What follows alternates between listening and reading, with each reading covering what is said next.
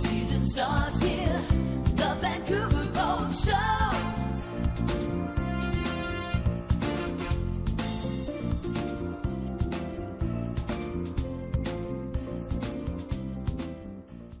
Welcome to the Vancouver International Boat Show virtual seminar series, sponsored by Freedom Marine International Yacht Sales, the premier choice for exploring the passion of yachting. Thank you for joining us. The seminar will begin in 1 moment. If you are having technical difficulties, you can reach me, the online moderator, via the chat feature at the bottom of your screen. Questions for the speaker can be added to the Q&A box, also at the bottom of your screen. We will answer these questions at the end of the presentation. Now it is our pleasure to present Tales from the Accidental Circumnavigation with Cress and Irene. Welcome, guys. Thanks for joining us. Thank you. And thank you, all of you out there, for showing up and taking the time to be with us this today at noon. So welcome. We're really pleased to be here. We're coming to you from Nanaimo, BC, where it is sunny, for real, even. So a few words of introduction, Irene. Yeah, my name is Irene, and I just want to say that I was born in Winnipeg and far from any ocean in the world. And I always dreamed, though, living on the water, being on the water. Water was always a big part of my life. So I started my career as an X-ray tech and moved from there into medical IT and software implementation and project management from there. So that's how I got here. I'm from Central Canada. I grew up landlocked in Ontario. Always had a thing about the water and sailing. As a kid, I was quite passionate about it. Growing up, kind of fell away from it. Life took over. Family, kids, and all the rest. Had first career as city planner and self-employed since I've been 40 or so, doing work as a consultant in leadership and corporate training, and working as a skipper, doing deliveries, chartering, and so on. So we're both kind of water babies. That's us.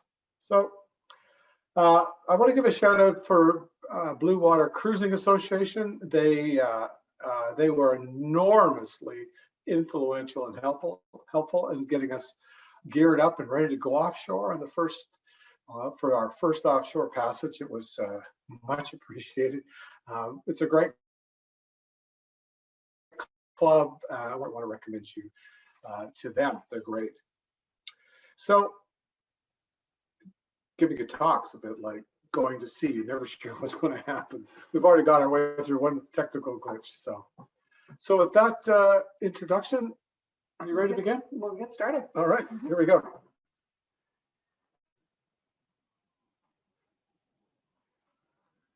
Okay, it's not going to work.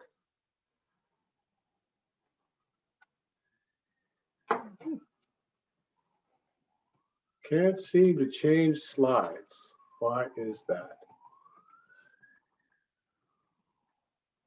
Of course, it worked a minute ago. There we go. Better late than not at all. Alive in the Magic Kingdom, planet Earth from the moon. I don't think any of you will have not seen this image before. I think it changed as a civilization our view of our place in the universe. It certainly affected us. We see that and we realize what an amazing place we live and what opportunities we see stretched out before us on the great planet to explore and live on. Very, very exciting to see this image for us. It used to be historically traveling around the globe was the purview of the kings and their vassals. They set off in great armadas of 4 or 5 ships, and very few came back. Took them years to get around the planet. Now anybody, any bozo can basically do it. Buy a boat, get a GPS, and set off to go anywhere in the world. It's quite amazing. Yeah. So our hope for today is to invite you to set off on a voyage of your own, to incite such madness in you as we found ourselves overtaken by, and head to sea on your own voyage. And if not following your dreams at sea, at least maybe following your dreams otherwise in your life.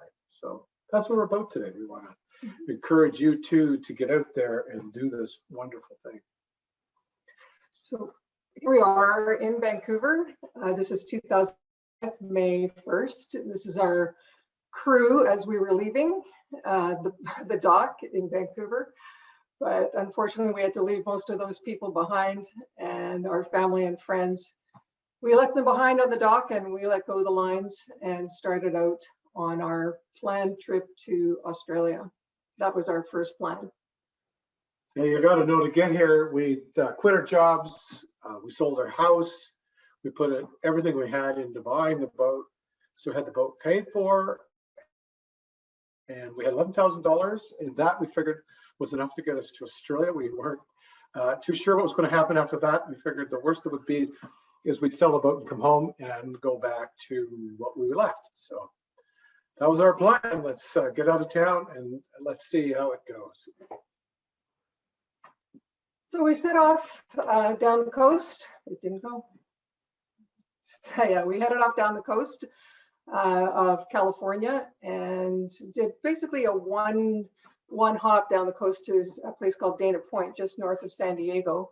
We had 2 crew with us on our boat, and to do this shakedown cruise down the coast, it was a 2-week passage that we went just a straight shot and landed in Dana Point, where we said goodbye to our crew and reprovisioned and got the boat ready to go on the big offshore passage that would be 3,000 miles on the way to the Marquesas.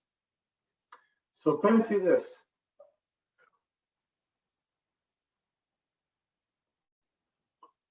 You wake up some morning in Little Harbor in California, you untie the lines from the dock, you chug out between the breakwaters and point your bow for a destination 3,000 kilometers away, across the horizon.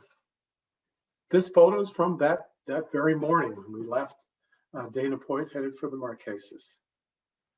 Imagine all the things you'd be imagining might happen to you between here and there. 1,000 miles to cover. We would travel at about 100 miles a day, so our calculations took us it would suggest about a month to get there. It was a hard thing. We were both quite nervous when we set out. It was our first offshore passage, really. We had weren't too sure how it was going to go, but we were off. And here's what we were looking at. As we fought our way offshore from the doldrums along the coast and out into the northeast trades. We rode those southwest for about 15 days, and then we came to the doldrums. We were becalmed in the doldrums for 2 or 3 days, and we managed to get out by actually motoring underneath the thunder showers and catching the blast from the thunder showers to take us on to the next thunder shower. Eventually, we made our way out of the doldrums and into the southeast trades, and we sailed the last 1,000 miles to the Marquesas. Now, the thing about being at sea in a small boat is everything looks the same every day. No references. So we had the GPS on board that says we're close, but as the sun went down on the 28th day, still no sign. We thought we would be about 20 nautical miles offshore. We didn't want to come in at night, so we hove to, put the boat in a sort of a stable position, and Irene went below to catch some sleep, and we were just going to wait the night out, waiting for our first landfall. And I just want to say that during all this time that we're across this passage, there's no sight of land, no sight of any ships or any other boats. We had a little bit of radio contact. But all this time, really the nearest point of land to us once we got offshore was straight down. So we were very aware of, we were in this, mode of transportation, this tiny boat in a very big ocean. It was quite amazing. So after a couple hours on deck that night, I went below and I turned on the radar, and on that dark screen, I could see the green shadow of land about 15 miles away. So after 28 days at sea, that was our first hint that it was coming. And Got Irene up in time for dawn, and we had a couple cups of coffee and sat there looking over the boat, put her back under sail, and in a few hours, this is what we saw. Out of the dark and out of the loom rose the first sight of land with the clouds over top. Big sea running, shallow waters. It was just indescribably beautiful. It was a very profound moment for us to make our first landfall. For me, I had a sense that actually I could do it. We did it. It was a very reinforcing, very confirming moment for me that's still with me. It was a great sense of accomplishment. And for me, there was a sense of relief, knowing that the GPS actually worked, everything worked. We got there safely. And at the same time, there was almost a bit of a letdown. It's like, oh gosh, now this seclusion and time of introspection that we've had just with each other over the last 28 days is gone, and we're going to be back to reality. Cars, people, other boats. So it's sort of a mixed feeling. Interesting. So we made our way around the corner, and soon we came to our first anchorage, and lo and behold, there were our brothers. We were a little surprised to see many people there, but we recognized, of course, that every one of those boats had come in their own fashion from California or BC, and they too had arrived here into the Marquesas. So it was a great experience to join this cruising fraternity. Mm-hmm. So we learned two things that seemed pretty obvious to us from this first passage.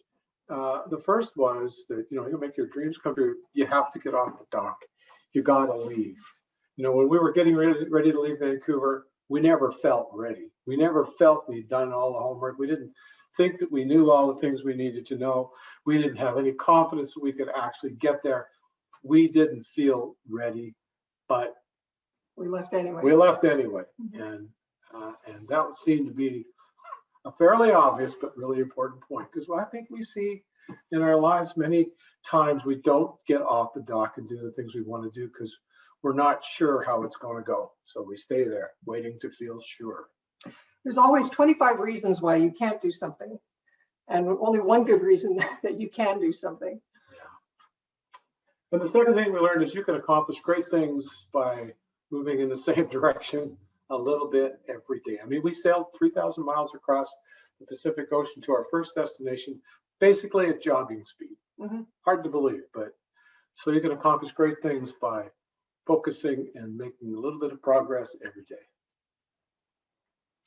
So here you can see we did the coconut run, what's fondly known as the coconut run, that goes across from the Marquesas to all the different island groups, Tuamotus, Tahiti, Bora Bora, all those beautiful places in the South Pacific that you read about and probably have seen lots of pictures about. So we made our way across. We saw lots of fantastic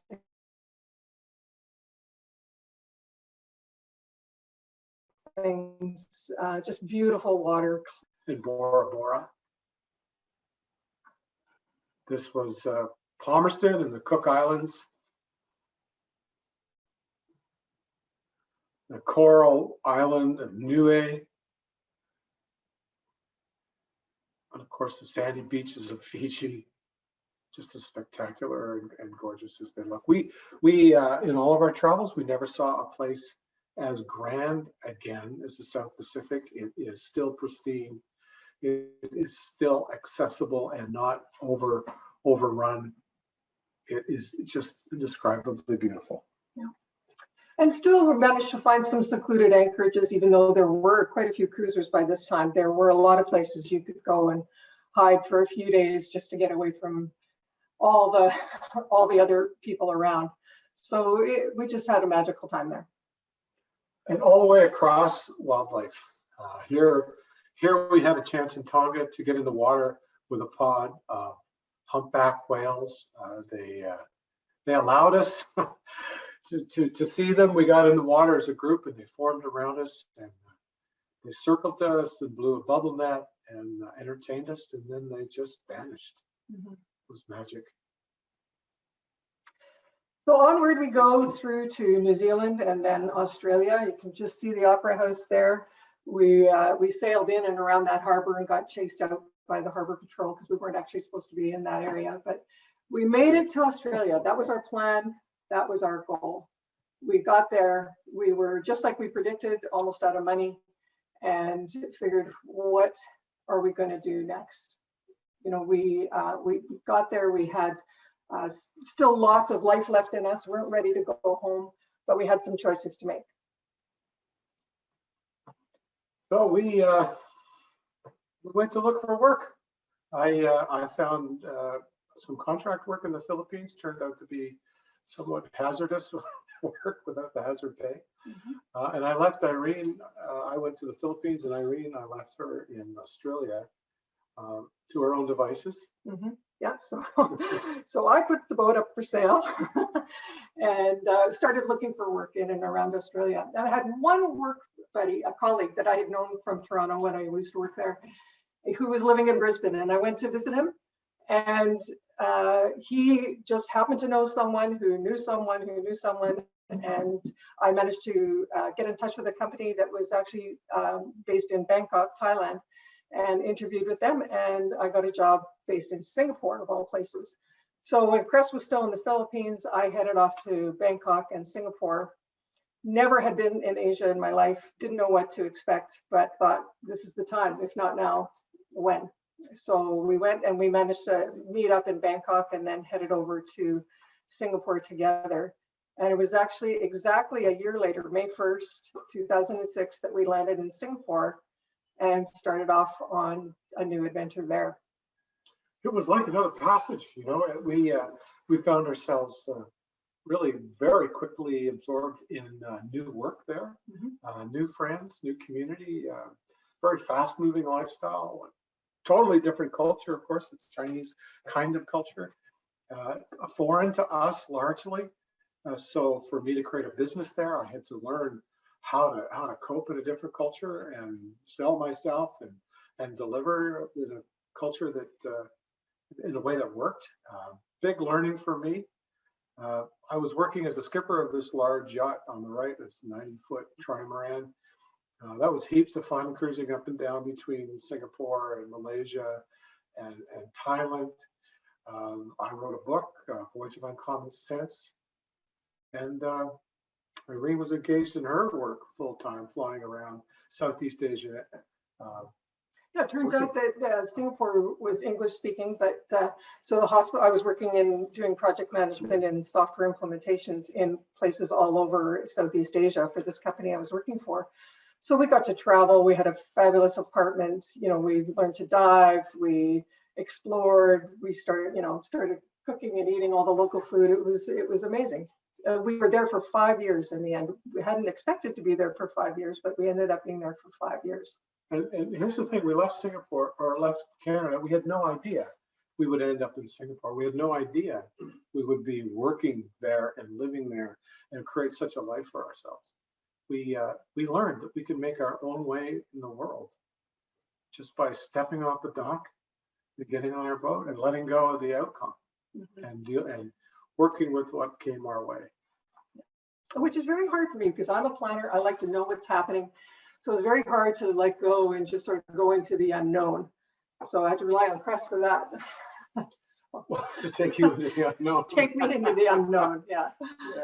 Yeah. It's an amazing thing what happens when we let go of the sort of the iron grip of our plans and our expectations and our need to know what's going to happen next. Yeah. So now what? What are we going to do now? So I guess somewhere along the way, we had decided we wanted to get a different boat. The first boat was really ours as a couple. We did everything, just the two of us. And we really wanted to share this amazing experience with our family and friends. So we decided we would look for a different boat, a slightly bigger boat, and something that would be more comfortable for all our friends and family. Because we really wanted this to become our gift to our family and our friends, so they could come with us and just experience some of the stuff that we had experienced. So that was our intention. So after about a 2-year search around the world, we found this boat in San Francisco, of all the places, and we fell in love with it. It was everything we wanted. For me, I was looking for a bigger boat that would drive upwind, faster, more modern in design. And Irene was really plumping for bring the family and our friends with us. So I wanted to have a big cockpit where we could entertain, because when you're on the boat in these countries, you are living on the boat. You're not living down below. So you need to have a good space up top where you can be. So a big cockpit, 2 cabins, 2 heads, just lots of space for family. So we bought the boat in San Francisco and delivered it with friends and a series of legs across from San Francisco to Hawaii, Hawaii to Fiji, Fiji to Vanuatu, Vanuatu to Australia, Australia to Bali, and then finally we took the boat here to Thailand, where we stripped it down in a yard and did a total refit. Lots of work and quite engaging. Well, so here we are still in Singapore. We got this great new boat, and we look at one another and we go, gee, we got along so well sailing this far. We really, really want to do more of that and draw on the pleasure we got out of actually being on the boat together. So many people ask us how you live with your partner on your boat for 28 days, no place else to go, nothing else to do. How do you do it? And we discovered that we relied upon each other, and we grew to just respect each other's capabilities on the boat. And really, when you're out there, you're relying on each other to be on watch, to be awake, to keep each other safe. So that it just created a lot of closeness and just respect, I would say, for each other's capabilities. And trust. We built up so much trust in one another. It's like any partnership, we had to let go of what we wanted the other person to be doing and just really be honoring what who they are and what they are doing with us. A dark night, I'd be lying below, off watching the berth at 3 in the morning, and as a captain, always sort of aware of what was going on. And I could hear the wind coming up and the boat starting to bounce and jump, and then pretty soon Irene would be on the winches trimming the sails in. I could turn over and try to get some more sleep. So that was a pretty important part of our experience, was being together in this relationship. Yeah. And then again, back to family. We wanted to have our family, so grandchildren coming on board and sharing that experience. That was magical. England learned to snorkel for the first time, and I got to watch that. And just having the kids on board just brings a whole new dimension to the sailing. They just have so much fun, and they're in the wonder of it. It sort of brings the wonder back for you as well. So we had family, we had our children, we had Christmases, we had our parents. This is Cress's dad sailing with Cress on the way to Hawaii. Most of the time when we had family on board, we were just on the coast, but this time Dad sailed with us from San Francisco to Hawaii. We called him the Admiral. It was great fun to have him. Yeah. Yeah. Friends, this was in Phuket. My aunt going for her first motorcycle ride ever. She was very excited. This is a crew changeover. We had 3 or 4 people who'd sailed from Hawaii to Fiji with us. They were leaving, and a new crew was coming on board to go to Vanuatu and Australia. So we got a lot of pleasure out of sailing with friends and sharing the adventure with them. This picture is in Mauritius, and all of these people on this boat are from other cruising boats. We all got together for the day and just went sailing and hung out and drank beer. And a big part of the richness with the cruising is the other people, other cruisers that we spent so much time with. So what did we learn? Well, we learned that the people in the process are the biggest, I think, and the most satisfying part of the whole experience. There is the sailing, there is the challenge of that, and then there's the camaraderie of the people that you share it with along the way. Pretty amazing. So back to now what? We're still in Australia. We're still in Singapore. Yeah, we're still in Singapore. Now what? Now, so we've had lots of time to decide, what are we going to do next? And then we had to look at the world situation and see what's going on there. We decided we weren't going to go home, so we had to go westward. So what were our choices going across the Indian Ocean at that time? In 2011, the pirates, the Somalia pirates in particular, were at their height. There were lots of pirates around Singapore and Malaysia, but those guys were robbers. The guys in Somalia in the North Indian Ocean, they were kidnappers. They were serious business. So we decided right away we were not going to go the northern route around into Suez Canal and up into the Mediterranean. We chose instead to sail across the South Indian Ocean, making our way first to Cocos Keeling and then Rodriguez and Reunion, and then finally to South Africa. So that was another adventure on its own, just going through tropical atolls like this is Cocos Keeling. And again, we had some crew with us along the way, but we stopped in lots of places, beautiful marketplaces and countryside everywhere we went. So we took a year off basically to do this trip to South Africa. Mauritius, Rodriguez, little wee islands in the middle of the South Indian Ocean, just alive with produce. It's the greatest food in the world. Lovely people. Finally arriving in South Africa. This shot's in Durban. You can see our boat Conversations on the left, and that other boat ahead of us, top to top. We knew the skipper from Singapore. He was making his way around the world too. So we landed there, and then sailing around the Cape of Good Hope is the most dreaded thing by many sailors, but we found that it's possible to day sail it. There's a frequent passage of storms blowing up from the Southern Ocean that go up in a northeasterly direction along this coast about every 2-3 days. So you could pick your weather, go out, sail to the next port, duck back in as the next storm comes through.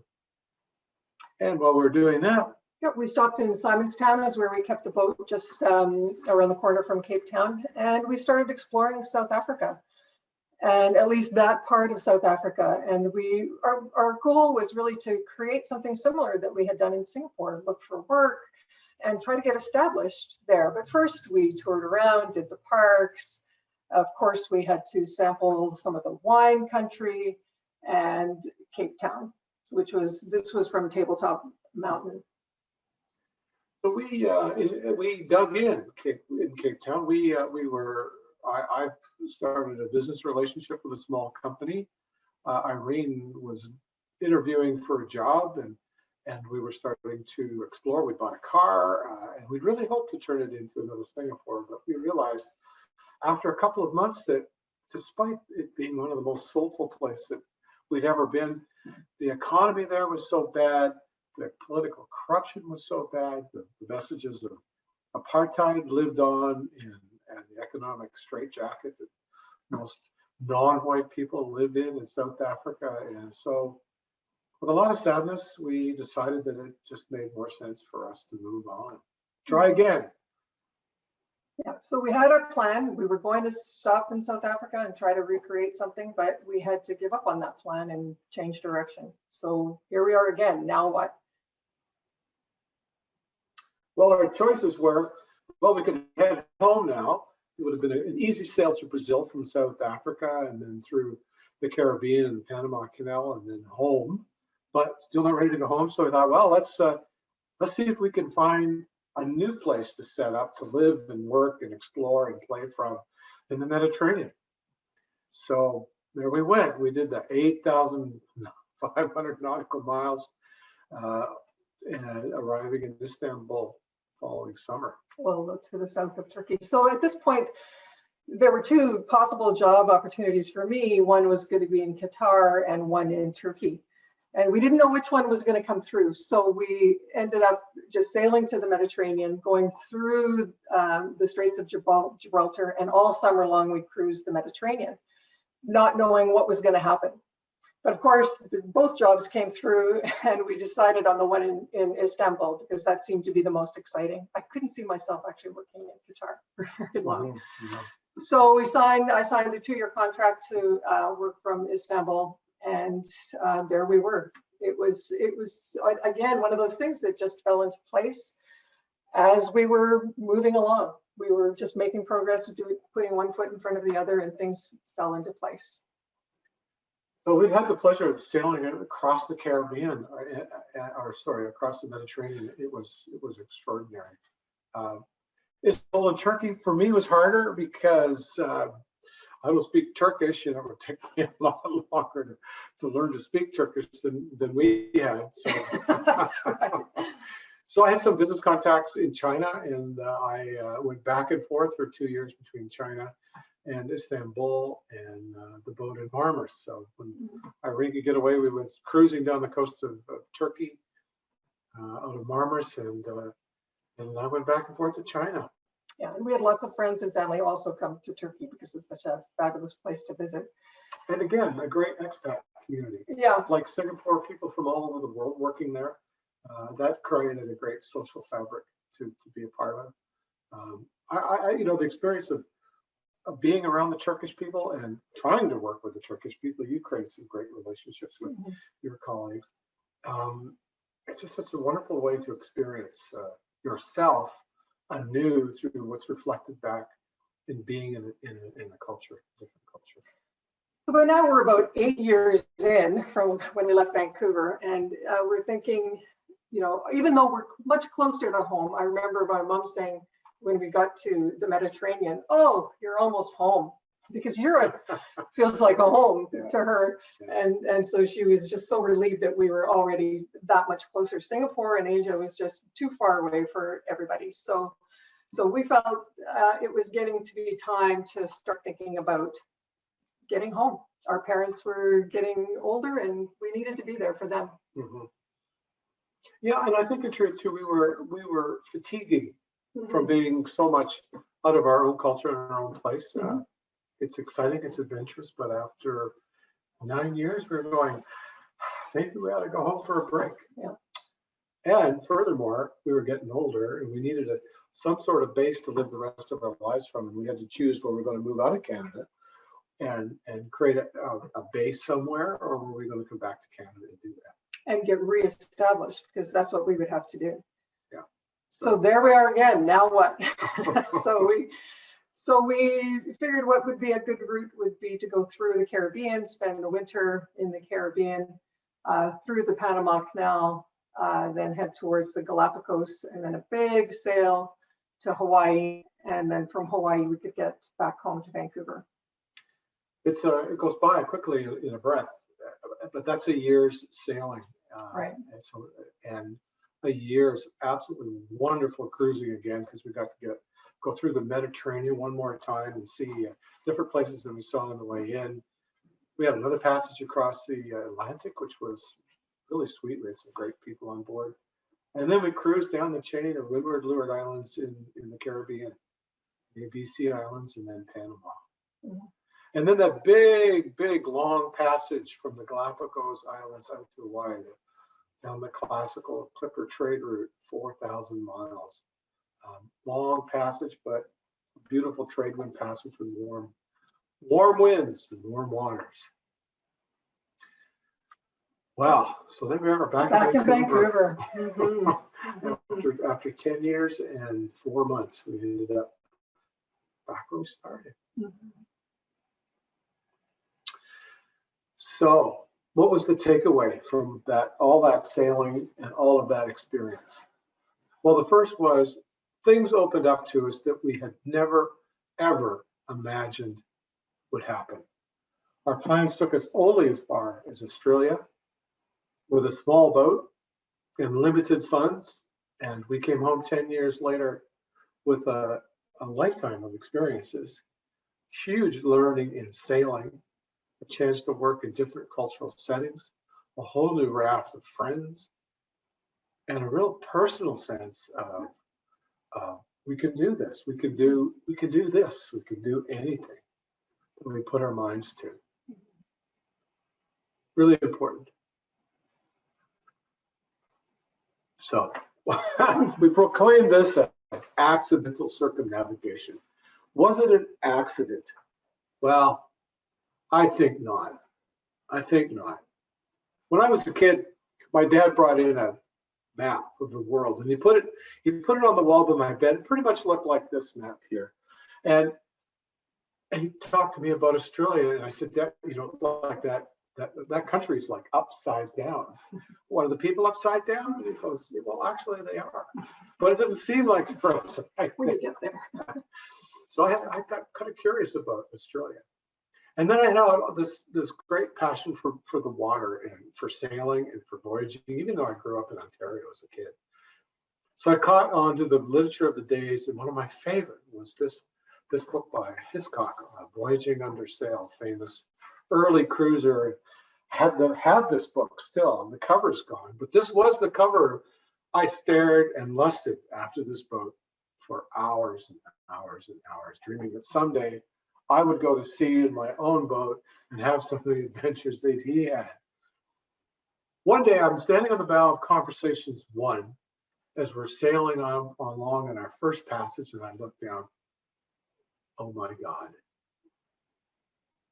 that's it. I have bought the boat that I lusted after, and I was hardly even aware of it when we bought it. Mm-hmm. But there it was. So something is at work, I think, in us all, in our dreaming. If we can get out of our own way in our lives and dream our dreams and let go of trying to know how to do it all, but get off the dock and start into the process, then we can do amazing things. And our lives will unfold in ways that we could never imagine.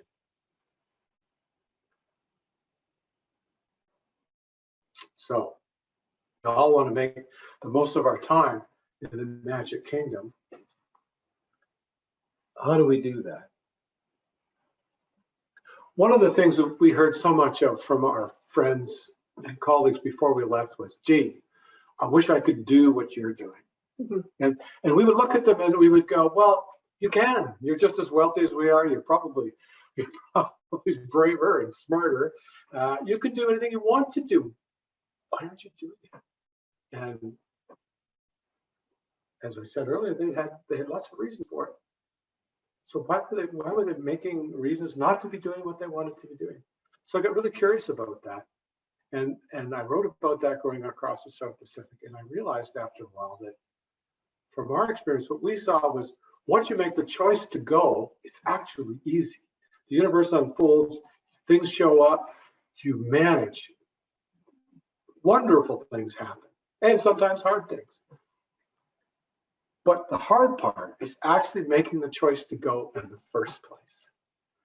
So I got curious enough to write about that and think about that. And that is what my book is about. It's about what does it take to get off the dock in the first place? How do we cultivate in us what it takes to be able to make that choice to step off the dock and go for whatever it is we're seeking to create? So hopefully, I would just add that I think it's a choice that we have to make over and over again. It's not like you make the choice once and then, okay, now I can do this and I'm going to do everything. You know, this is from this like this from now on. It's something that you have to build up. It's something that you make the choice and it's difficult. And then something comes up and you get comfortable. We got very comfortable in Singapore. It was a great life, making lots of money, you know, seeing the world. So we had to make a choice. Are we going to stay or are we going to go? What, you know, so there are always difficult choices, always the unknown. And so it's about making that choice and doing that learning over and over, you know, every time the choice comes up in front of you. What do I really want to do? That's a great point. We make it the choice again and again and again. Yeah. So it really is about what and who we become.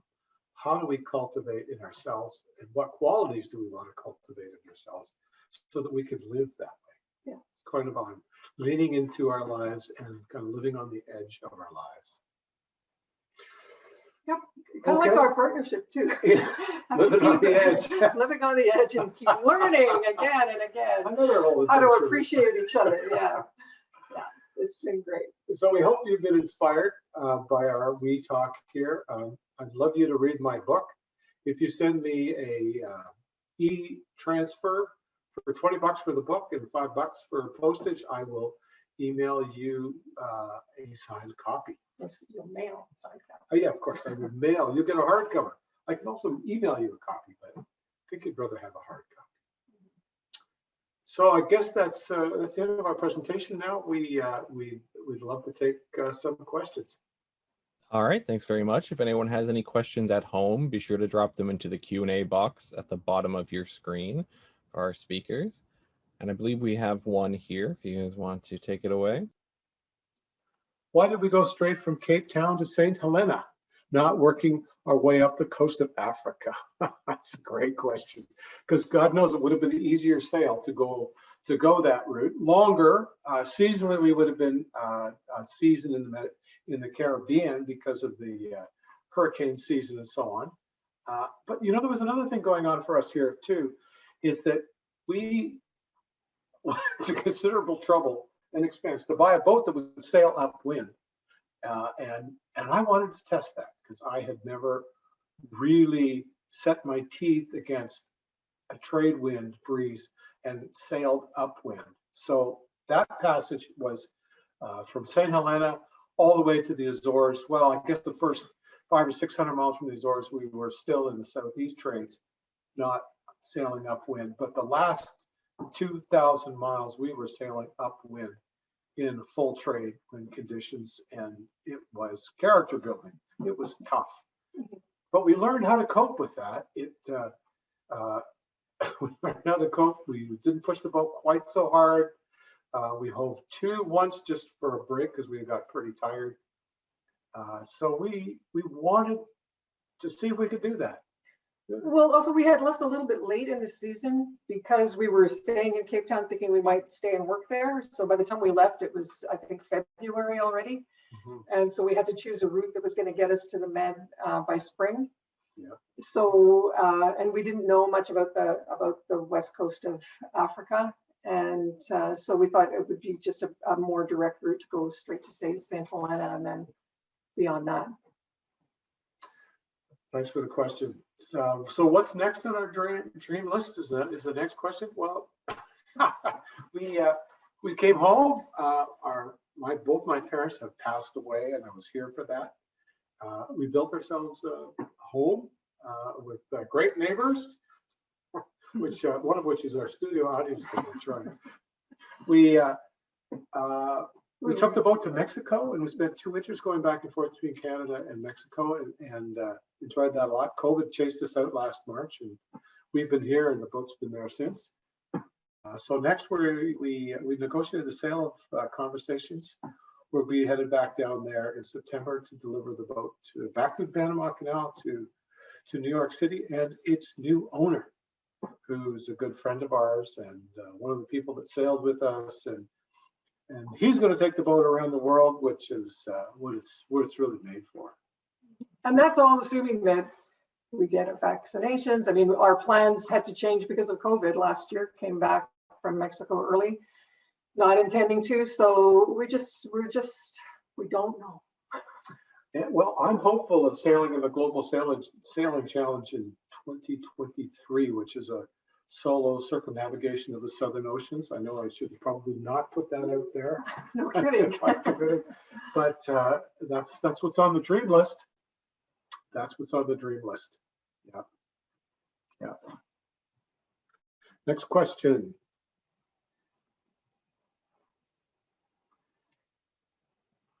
What boats did we buy? Well, the first boat was a Westwind 35 feet on deck, 40 feet overall. Conversations 2, the big boat, was an Oyster Lightwave 48. Just a Carl Shoemaker design, built as a club racer cruiser. Just a freight train on a reach, just a wonderful boat. Fast and light, tall rig, so it's good in light airs, which is mostly what you get in a mid-ocean circumnavigation. I would never take it on the solo circumnavigation on the Southern Ocean. It's just like way too much of a handful. But it was a great boat. We're very, very pleased with it. So if you're contemplating a mid-latitudes sail around the world, trade wind passages, then I would buy a modern boat with an modern underbody design It's fast in light airs and manageable in, and will sail upwind on those occasions when you need to.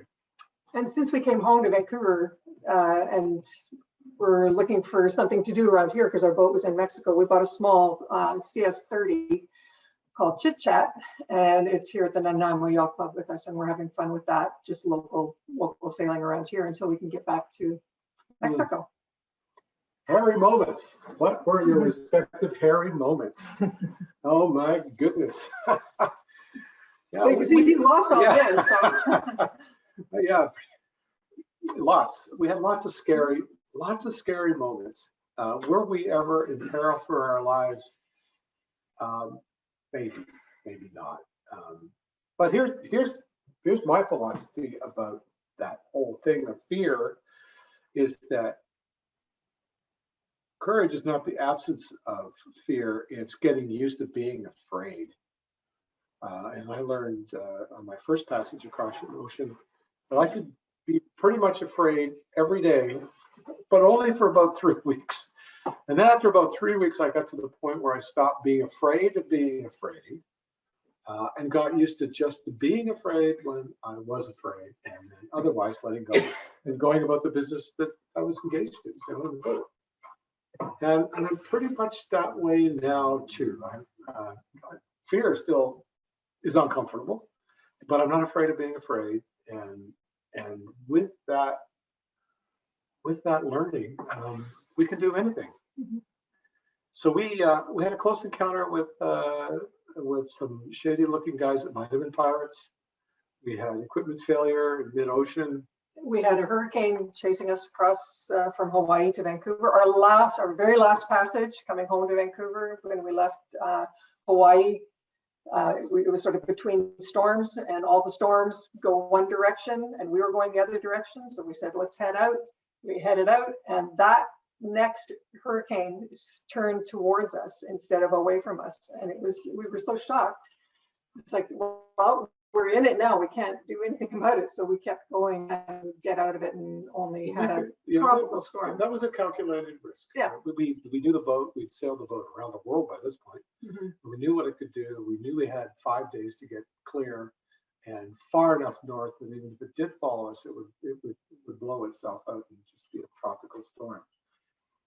So yeah, so you don't do when you do shit happens. Mm-hmm. Things go wrong sometimes. It gets scary sometimes, and you come out of the other end almost always stronger and more confident and more resilient, because it's the boy in both of us.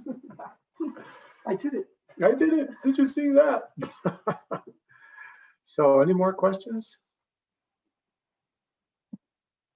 Looks like that's all we have at the moment, but if anyone does have any more questions, be sure to drop them down in the Q&A box here while we do have a few more minutes. Is there anything else you guys want to add to your presentation before we wrap up here today? You know, one of the most often asked questions we got in Singapore was, How did you get a license to go sailing around the world? How did you go? Who gives you permission to go and do this? Which was a shocking question when we heard it the first time, because people of Singapore have grown up inside an extremely paternal culture. It is arguably a democracy, but it's a very closely regulated culture that they grow up in, and government society they grow up in, and they couldn't imagine that people have the freedom that we have in Western society to just leave and just go do what we did, which is something that we all take for granted. And maybe it's something we don't make as much. It's a privilege that we have that we don't make as good a use of as perhaps we could. It's just an unimaginable freedom to be able to go off and take your own life in your hands. You don't have to have a license to take your boat offshore. You don't have to have anybody approve your boat. It's up to you to figure your boat, prepare yourself and your crew, provision it, plan your route and your timing so that you arrive at your destination. That for me is probably one of the most satisfying parts of being on the boat is it's all mine. It's up to me. I have complete responsibility because whatever happens, it's on me, and I have complete freedom. And that's worth a great deal to me. Mhm. And I think in this where we live in North America, being able to have the means, the financial means to go. We're not just putting a roof over our head and food on our table. We actually can save money and do something like this. And we saw places in the world that there was no chance for people to be able to do something like that. So we really appreciate Canada and how we grew up and where we grew up and the life that we have. Very appreciative. Yeah. Back to another question. What boat did we circumnavigate in?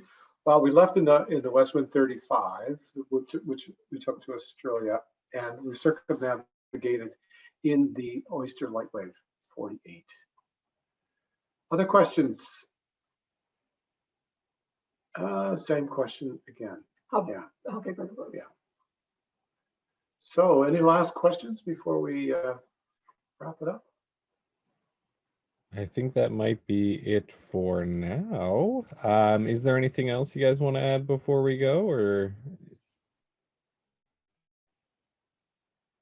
Does our studio audience have any questions? No, sir. Okay. I No, I think that's it. I guess I'll just thank everybody for coming and listening, and I'd love to hear from you by email if you've any questions that occur to you afterwards. Or we're totally committed to helping other people into this lifestyle and adventuring. So feel free to reach out. We'd both be very glad to hear from you.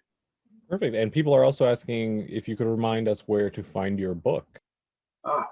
Well, you can get the book through me directly. If you email me at that address, cress@cresswellwalker.com, and send me a e-transfer of $20 Canadian for the book, plus $5 for postage, I will be happy to mail you a signed copy. Excellent. Well, I think that brings us to the end of our time here today. I want to thank you, Cress and Irene, for joining us and giving us that wonderful presentation. I also want to thank you all at home for joining us as well. We are interested in your feedback either on this seminar or if you have any ideas for topics you'd like to see us cover in the future. So simply click on the Evaluate tab located above the seminar description to complete the form. Also, after the show, attendees will be receiving a post-show survey, so be sure to fill that out. I also want to thank our sponsor, Freedom Marine International Yacht Sales, and be sure to check out all of the other features here at VIBS Virtual. If you have any questions, swing on by the info booth for some answers, and I hope you enjoy the rest of your time here at the boat show. We're here today and tomorrow, so be sure to stick around. Once again, thank you, Chris. Thank you, Irene. Hope you guys enjoy the rest of the day. Take care. Thank you. Thank you. Bye-bye.